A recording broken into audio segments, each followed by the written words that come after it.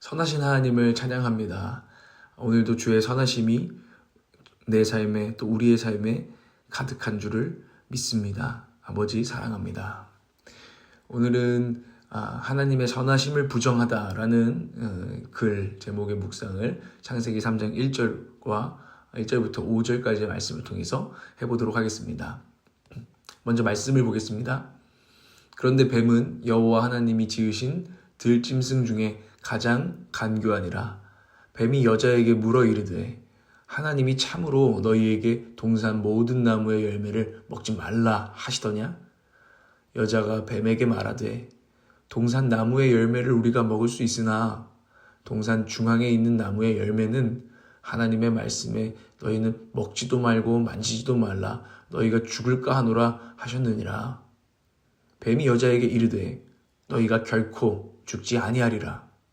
너희가 그것을 먹는 날에는 너희 눈이 밝아져서 하나님과 같이 되어 선악을 알 줄 하나님이 아심이니라.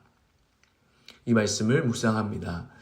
이 말씀을 통해서 우리는 사탄이 우리를 타락시키는 교묘한 작전, 교묘한 수법, 술수에 대해서 배우게 되죠. 그래서 영적으로 다시 한번 무장하게 되는데요. 사탄의 유혹에서.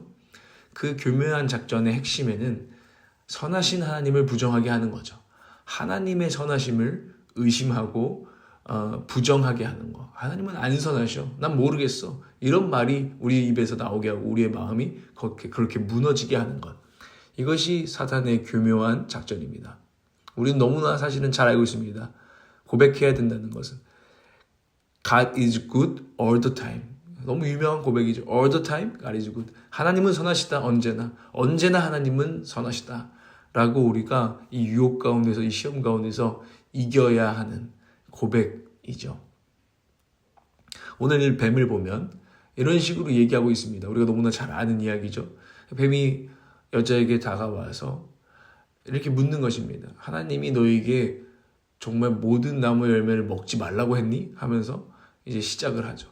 그 본질에는 너희가 선악을 알게 하는 나무를 금하신 이유가 뭘까? 한번 생각해 본 적이 있어? 이렇게 물으면서 의심을 주는 거죠. 하나님의 선하심에 대해서.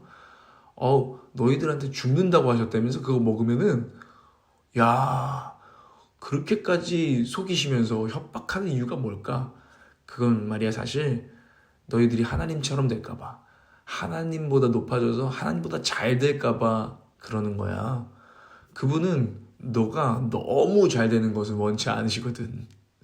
너가 망하길 원하는 것까지는 아니시겠지. 근데 너무 잘 되는 건 원치 않고 진짜 좋은 거는 숨겨두고 계셔. 뭐 이런 식으로 하나님의 선하심을 의심하고 부정하게 만들고 있습니다. 동산 모든 나무를 하나님은 허락하셨죠. 그 모든 나무를 허락하셨다는 것은 그리고 그것을 임의로 너희들 마음껏 먹어라 라고 하나님은 분명히 허락하셨습니다. 하나님은 선하십니다. 그래서 너희들이 부족함 없이 넉넉하게 난 너에게 준다. 이렇게 말씀하셨는데 사단은 그것을 못 보게 하고 하나님께서 넉넉하게 주신 것들을 보지 못하게 하고 다 가볍게 무시하게 만듭니다. 그리고 하나님께서 허락하신 것은 되게 시시한 것처럼 하나님께서 나한테 이런 거 허락하셨지만 이게 뭐야 너무 시시해 별로 만족스럽지 못한 것처럼 보이게 하고 느끼게 한다는 거죠. 그러면서 오히려 하나님이 금하시는 것, 하나님이 아직 허락하지 않고 내 삶에 아직 주지 않으신 것, 예를 들면 이런 것들을 탐나는 것으로 보게 하고 집착하게 만들고 거기에 빠뜨려서 하나님을 밉게 만든다라는 것입니다. 우리가 이것을 너무 잘 알고 있죠? 근데 우리 지금 안에서 그 일이 일어나고 있는지 실제적인 우리의 신앙의 삶과 우리 마음의 태도가 중요한 거죠. 그래서 오늘 존 스토트 목사님은 이것을 이렇게 정리했습니다. 오늘날에도 사탄이 가장 즐겨하는 일은 여전하다. 사탄은 하나님이 허락하신 것들은 시시해 보이도록 만들고 그분이 금하신 것들은 탐스럽게 보이도록 만든다. 하나님을 마치 우리에게 좋은 것은 허락하지 않는 무시무시한 괴물처럼 그리는 것이다. 이 일이 우리 가운데 이 사탄의 교묘한 작전이 우리 가운데 먹혀 들어갔나 안 먹혀 들어갔나, 오늘 우리의 상태를 파악하는 질문은 쉽게는 이것입니다. 오늘 주어진 나의 삶에 나는 감사하고 만족하고 기뻐하고 있는가 라는 것입니다. 아니면 혹시 한숨을 내쉬면서 맞아, 감사하긴 한데 사실은 부족해, 저건 너무 아쉬워, 내 삶에 이게 좀 있었으면 완벽할 텐데, 그것만 있으면, 내 생각에 이렇게 된다면, 이런 한숨을 계속 내쉬고 있다면 어쩌면 우리는 사단의 수법에 걸려들어서 지금 유혹에 빠져 있는 것이다 라는 것을 분별할 수 있다는 것이죠. 오늘 저는, 또 여러분은 지금 삶에 감사하며 만족하고 기뻐하고 찬양하고 있습니까? 라는 질문을 오늘 던져야 됩니다. 그래서 오직 혹시 내가 지금 오늘 하나님께서 나에게 주어진, 또 하나님께서 허락하신 것들은 묵상하고 생각하고 감사할 시간은 전혀 없고, 주어지지 않는 것에 하루 종일 마음과 생각을 빼앗겨서 그것만 좀 있으면 될 텐데, 이러면 좋을 텐데, 그 사람 이렇게 좀 바뀌면 될 텐데, 여기에 온 마음이 빼앗겨서 감사와 찬양이 시들어버린 상태가 아닌지 늘 점검해야 한다는 것입니다. 오늘 참고 말씀 가운데 요한일서 2장 15절에서 17절 말씀이 있었는데요. 그 말씀 가운데 이 말씀이 와닿습니다. 이 세상이나 세상에 있는 것들을 사랑하지 말라. 누구든지 세상을 사랑하면 아버지의 사랑이 그 안에 있지 아니하니. 세상에 있는 것들을 통해서 하나님을 사랑하고 하나님께 감사하면 올바릅니다. 그런데 하나님께로 이어지지 않고 이 세상이나 세상에 있는 것들을 사랑해서 하나님이 원망스럽고 하나님께 감사치 못하는 마음이 된다면 세상 것들을 사랑하고 있는 것이다 라는 것이죠. 그것을 보여주는 말씀입니다. 돈이 일만하게 뿌리가 되는 것이 아니다. 우리가 주일 말씀을 통해서 배웠는데요. 돈을 사랑하는 것이 일만하게 뿌리다라고 말하지, 돈이 일만하게 뿌리다라고 말하지 않는다고 말씀을 깊이 보면 볼 수 있습니다. 세상, 돈, 물질 이런 것들이 그 자체가 악한 것은 아니죠. 그런데 그것을 사랑하는 것이 문제다라는 것을 어제 우리가 배운 것처럼, 세상에 있는 것들 사랑하지 말라라고 말하는 것은 세상을 사랑하면은 그것을 사랑하는 것이 악이 되고, 그럼 우리가 하나님의 사랑이 우리 안에 없는 거예요. 우리 안에 있지를 못해요. 이때 우리가 깨달아야 되는 거죠. 지금 내가 세상이나 세상에 있는 것들을 사랑하는 지경에 이르러 버렸구나. 하나님의 사랑이 느껴지지 않아. 하나님은 날 사랑하지 않아. 하나님은 선하지 않아. 난 그렇게 찬양할 수 없어. 내 삶은 만족스럽지가 않아. 이 지경에 이르렀다면 내가 세상에 있는 것들을 좀 사랑하는 지경에 이르렀다는 걸 빨리 분별할 수 있어야 한다는 것입니다. 그래서 내가 요즘 하나님 사랑 모르겠어요, 이런 분들 되게 많죠. 왜 하나님의 사랑이 내 안에 경험되지 않을까? 하나님이 나를 사랑하지 않으셔서라고 생각하십니까? 아닙니다. 우리가 세상에 있는 것들을 사랑하는 지경에 이르러서라고 우리가 스스로 분별할 수 있어야 됩니다. 예를 하나만 들어볼까요? 저희 같이 사는 사람이 있죠. 저도 아내가 있고 남편이 있을 수 있습니다. 우리가 부부 관계 가운데서도 내 아내가 좀 부족하네, 이게 좀 저래줬으면 좋겠는데, 저것만 고치면 좋겠는데 하면서 저것만이라고 하지만 그 전체를 지금 고치고 싶은 겁니다. 만족스럽지가 않은 것입니다. 하나만 만족 안스럽다 이게 아니라 사실은 전체가 만족스럽지 않게 됩니다. 거기에 몰두하고 묵상하면요. 그렇지 않습니까? 저 거슬리네. 거슬리는 것 자체 때문에 그 사람 전체가 사실은 미워집니다. 이건 부정할 수 없는 사실입니다.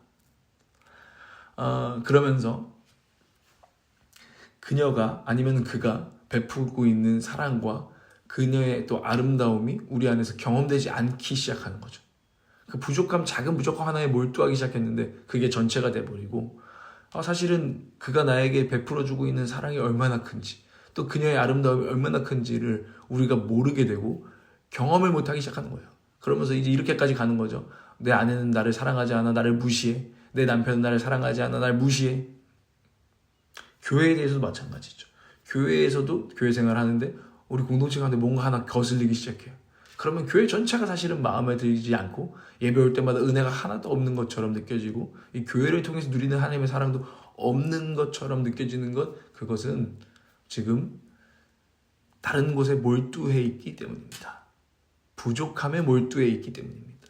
결핍에 몰두해 있기 때문이다 라는 것입니다. 오늘 나의 삶에 주어진 것들에 감사하는가 아니면 결핍에 몰두하는가. 그럼 우리는 이렇게 물을 때도 있습니다. 그 부족한 것을 좀 지적하고 체크하고 피드백하고, 결핍된 것을 좀 이렇게 어떻게 하면 이걸 메꿀까, 이거 고민을 해야 뭐가 임프루브가 되고 더 나은 내일이 기다리고 있지 않습니까? 라고 우리는 변명하고 외칠 때도 있습니다. 그렇게 반문할 수 있습니다. 그런데요, 한번 살아보세요. 그 부족함을 지적한다고 뭐가 나아집니까? 그리고 또 부족함을 지적하지 않으면 계속 악화되고 큰일이 납니까? 잘 생각해보면 오히려 기뻐하고 기도하고 감사할수록 하나님께서는 놀라운 방법으로 우리의 결핍과 부족함을 더 풍성하게 채워가십니다. 이게 성경의 도거든요, 진리거든요. 그런데 우리는 마치 우리가 그 부족함과 결핍을 지적하지 않고 우리가 그것을 다루지 않으면 큰일이 날 것처럼 생각을 한다, 이것입니다. 이것이 사단의 속임수입니다. 오히려 하나님께서 허락하신 것을 발견할 수 있는 능력을 달라고 기도합시다. 그래서 기뻐하고 감사하는 능력, 은혜를 찾아내는 능력을 허락해달라고 기도합시다. 부족한 것을 계속 묵상하는 이런 것이 아니라 그것은 기도하고 주님께 맡기는 능력. 하나님, 이것이 부족하네요. 근데 하나님, 주님께 맡깁니다. 주님께서 주님의 때에 채우실 것입니다. 이것이 우리가 구해야 되는 능력이고 기도입니다. 그리고 신뢰하십시오. 제게 필요한 것이라면 주실 줄 믿습니다. 근데 제게 필요하지 않다면 주님께서는 주시지 않을 것이고, 제게 필요하지 않다면 이 상황을 또 그 사람을 바꿔주시지도 않을 줄 믿습니다. 그러나 그것이 모두 하나님의 선하심인 줄을 저는 믿습니다. 하나님께서 그렇게 두시는 이유가 있겠지요. 오히려 주님, 기도합니다. 내 고집 때문에 어쩔 수 없이 바꿔주세요, 주세요 해가지고 허락해 주시지 마십시오. 주님의 생각대로, 주님의 뜻대로 하십시오. 그것이 선함을 저는 신뢰합니다. 이런 고백으로 오늘 우리가 나아가기를 원합니다. 기도하겠습니다. 이미 이때에 필요한 모든 것을, 오늘 필요한 모든 것을 허락하고 계시는 주님을, 나의 선하신 아버지를 신뢰합니다. 부족함만 보이는 우리의 눈을 회개합니다.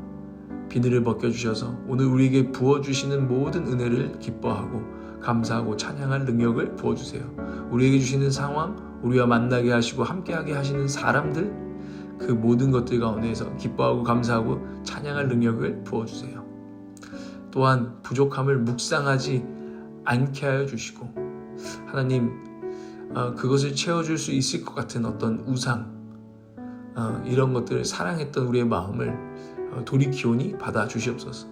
부족하고 불만족스러운 모든 기도 제목을 주님께 정말 기도로 맡기는 능력을 부어주십시오. 언제나 선하신 하나님을 신뢰합니다. 예수님의 이름으로 기도드립니다. 아멘.